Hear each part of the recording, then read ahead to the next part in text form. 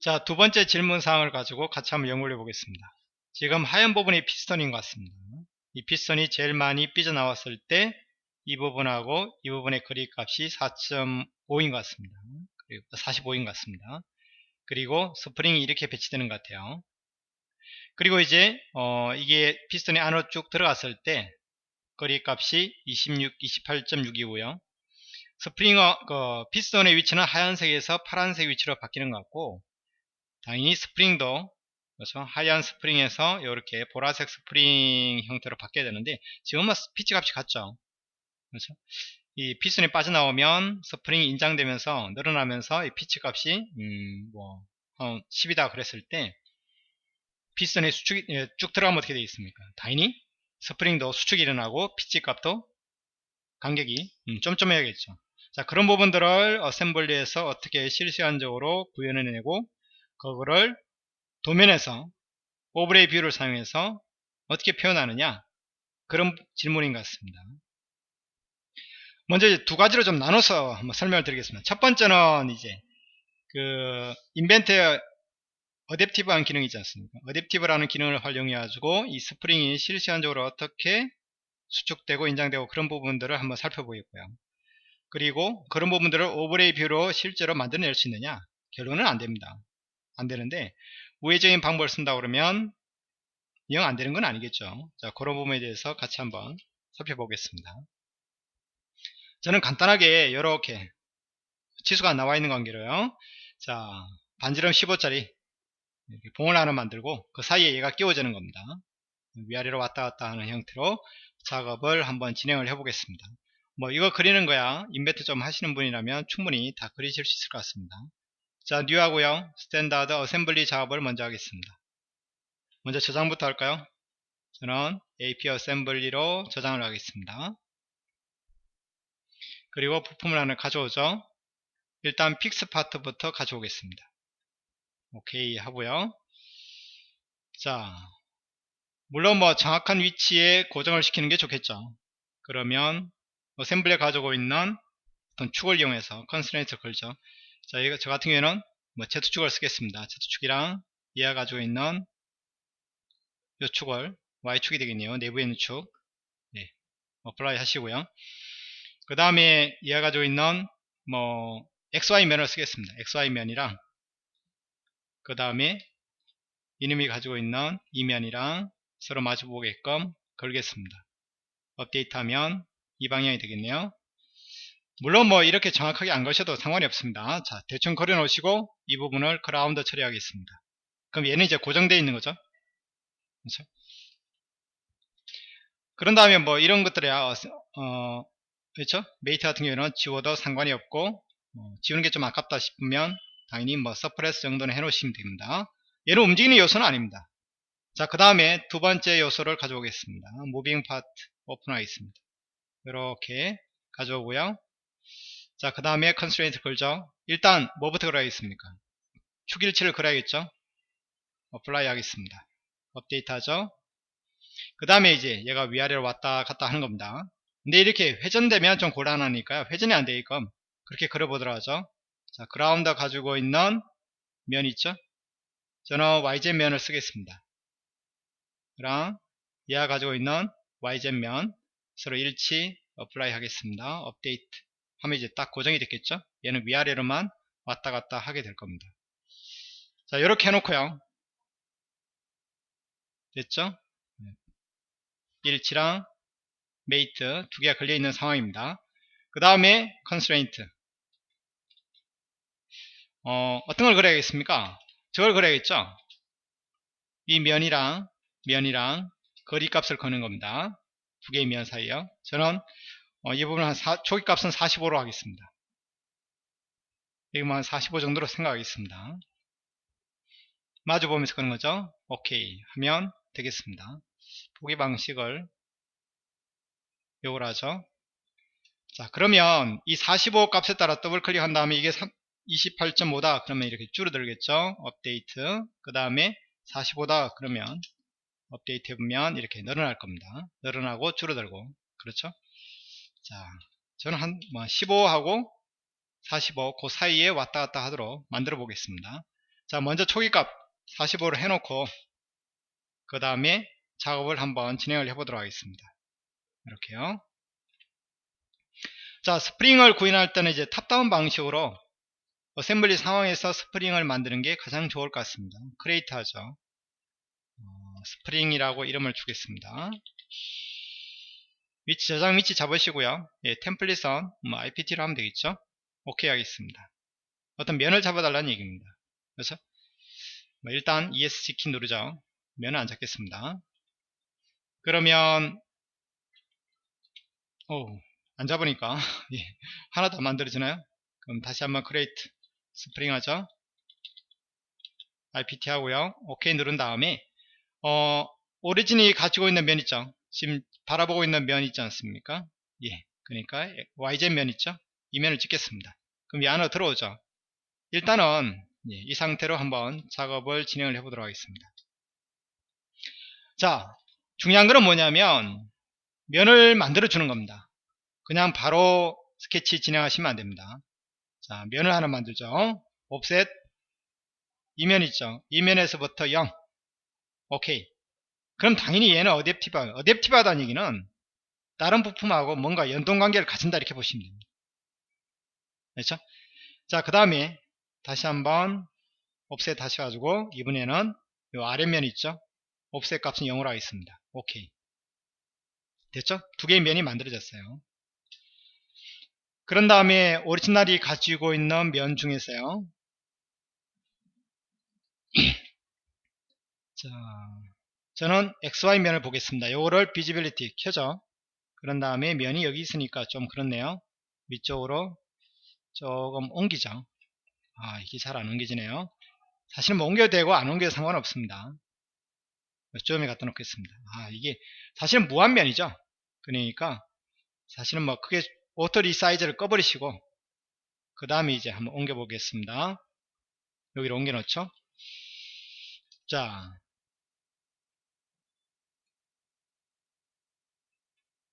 이렇게 좀 느리죠.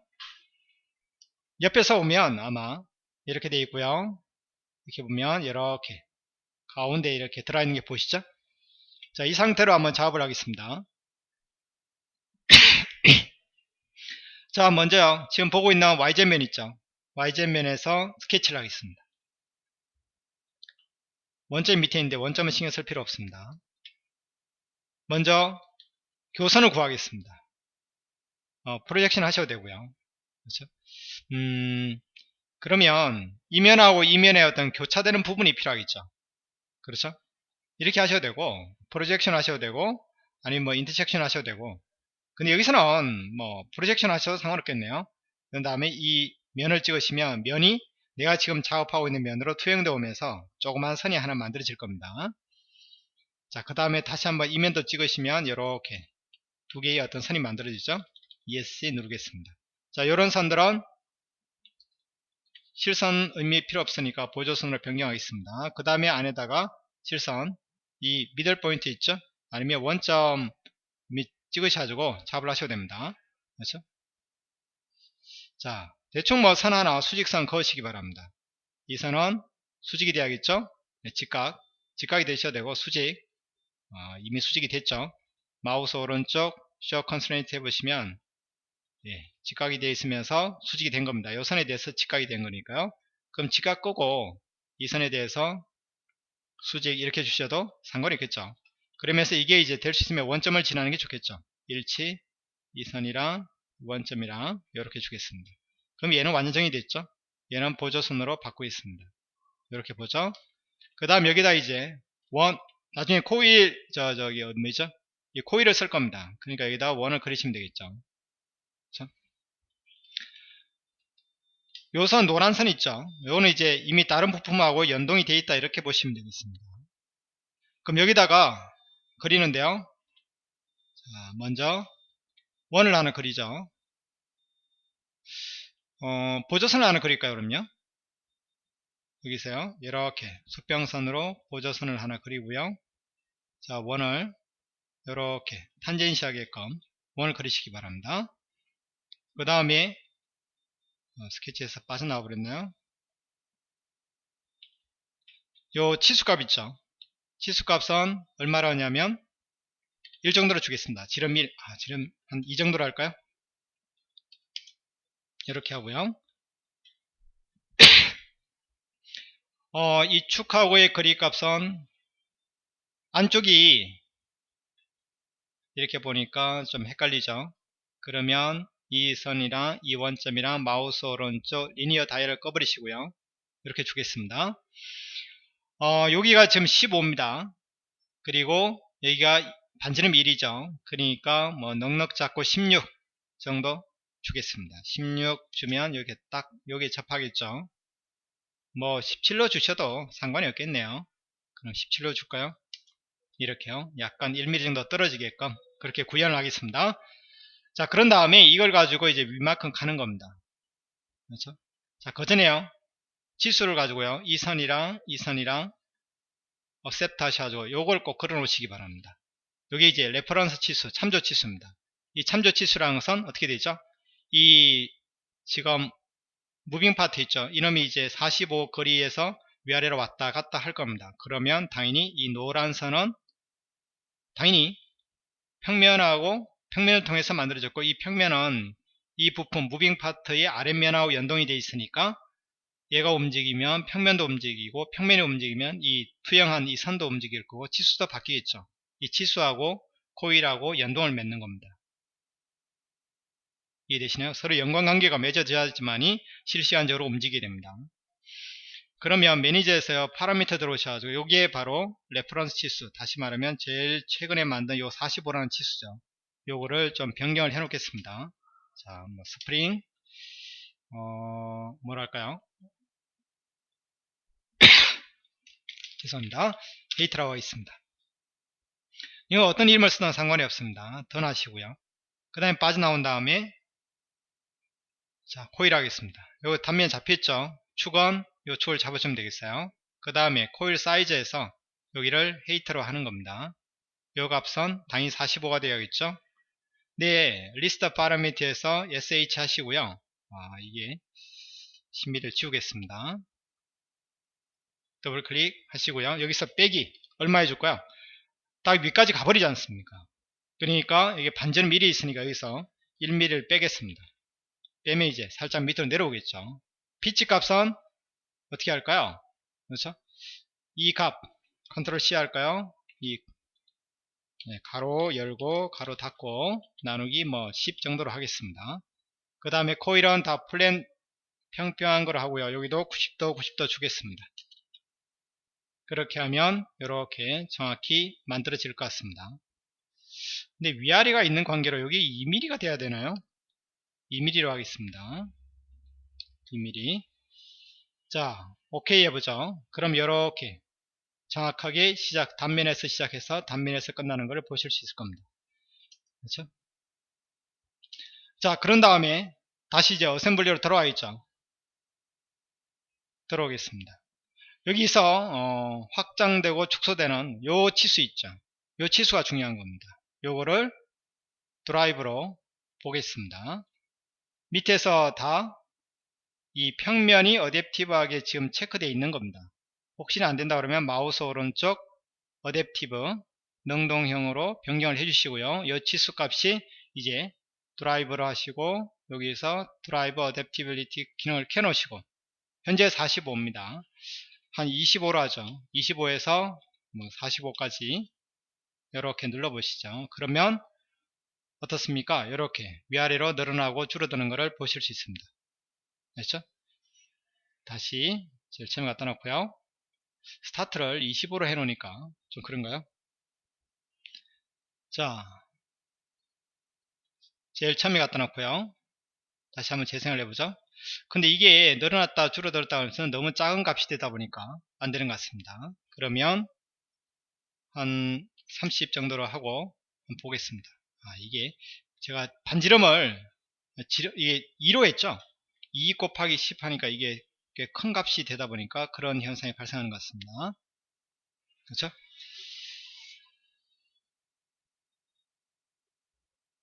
자, 그런 식으로 작업을 하신다 그러면 아마 이게 구현은 가능할 것 같습니다. 너무 작다 보니까 어느 순간 사라져 버리죠. 여기를 45로 하고요. 그럼 여기 부분을 한 60으로 하겠습니다. 이렇게 늘어나고, 또 스타트 엔드 스타트 해볼까요? 제일 처음에 갖다 놓고 늘어나고, 반복이 안 되나요? 그렇죠? 이거를, 그렇죠? 딱 한 번만 해놓으니까 그런 것 같습니다. 10번 정도 하죠. 제일 처음에 갖다 놓고 다시 위아래 늘어났다가 줄어들었다가 이렇게 되는 것을 확인하실 수 있습니다. 그렇죠? 자, 이게 제가 스프링을 좀 반지름을 좀 크게 주다 보니 그런 것 같습니다. 자, 그럼 45하고 60 두 가지 상황을 보겠습니다. 여기 같은 경우는 지금 45하고 28.6인데 저는 지금 이 상황에서는 45하고 60을 보겠습니다. 자, 이렇게 되면 이게 그렇죠. 어느 정도까지 뭐 어셈블리에서 스프링이 1개 있던 10개 있던 상관없이 이런 식으로 한다 그러면 충분히 그렇죠? 인장되는 스프링 그 애니메이션을 만드실 수는 있어요. 근데 이게 이제 드로잉에서 이거를 두 가지 상태를 동시에 다 표현할 수 있느냐, 그게 문제입니다. 그렇죠? 자, 보십시오. 일단 캔슬하고 빠져나와 보겠습니다. 자, 이 값이 8 하겠습니다. 만약 60이 됐다. 그럼 어떻게 될까요? 업데이트 해보죠. 늘어나죠? 그럼 45가 되면요? 당연히 줄어들겠죠. 그렇죠? 그러면 당연히 45일 때 이 위치, 이 상태를 저장을 해 놓으면 될 거 아니냐, 이렇게 생각할 수 있습니다. 그렇죠? 레프트를 한번 보면서요. 자, 그러면 뷰에다 한번 만들어 보자. 현재 상태가 디폴트 상태입니다. 자, 마스 상태로 하고 디폴트를 지워버릴까요? 자, 마스 상태이고 여기다 대고 새로운 뷰에서요 뉴 뷰를 하나 만들어 보죠. 그러면 그런 다음에 이게 이제 45일 때 상태고요. 새로운 뷰를 또 하나 만들까요? 뉴 한 다음에 여기다가는 어댑티브를 제가 60으로 바꿨습니다. 그럼 어떻게 될까요? 업데이트 해보면 늘어나죠. 그럼 45일 때는 어떻게 될까요? 이게 되나요? 안 됩니다. 이게 지금 45일 때 60이 바뀌나요? 안 바뀌죠. 이 뷰라는 것은 시각적인 상황을 말하는 겁니다. 만약 이렇게 볼 수는 있겠죠. 똑같은 60인데 어느 한쪽은 이렇게 약간 돌려서 이렇게 표현하고 싶고, 뷰 1에서는요. 자, 그럼 뷰 2에서는 또 뭐 이렇게 표현하고 싶다. 그럴 때 이 뷰를 쓰는 겁니다. 그렇죠? 뭐 또 특정 부품을 보이게 하고 특정 부품을 안 보이게 하고 어떤 그런 것들을 제어하는 공간이 뷰라고 치면, 그렇죠? 그럼 위치를 제어하는 곳은 어딜까요? 일단은 뷰는 지우겠습니다. 포지션입니다. 근데 포지션에서 이제 문제가 생기는 거예요. 저는 이 값이 45일 때와 60일 때 두 가지 상태를 표현하고 싶어요. 그래가지고 new 눌러가지고 두 가지 상태, 두 가지 마스는 놔두고요. 포지션 1에서 이 값을 저는 포지션 2에서 이 값을 제가 45로 하겠습니다. 하면 여기서부터 이제 문제가 생기기 시작합니다. accept 하면 에러 납니다. 그럼 이 두 번째 상태일 때 이 값을 60으로 바꾸면 어떻게 되겠습니까? 어플라이 해보죠. 어느 한쪽에서 에러 납니다. 그렇죠? 작동도 안 되고요. 왜냐? 이 포지션이라는 것은 정적인 값을 말하는 겁니다. 다시 말하면 컨스트레인트에서 우리가 옵셋 값이라든지 각도 값이라든지 이런 정적인 값이 있지 않습니까? 이렇게 실시간적으로 유도된 값 말고요. 그렇죠? 자, 그렇기 때문에 여기서는 이 두 가지 상태를 동시에 다 표현할 수 있느냐? 그렇게는 되지 않는다는 얘기입니다. 그런 방법이 뭐가 있느냐? 이런 얘기죠. 그렇죠? 일단은 45로 해놓고요. 그렇죠? 그 만드는 방법을 같이 한번 살펴보도록 하겠습니다. 다음 시간에 뵙겠습니다. 수고하셨습니다.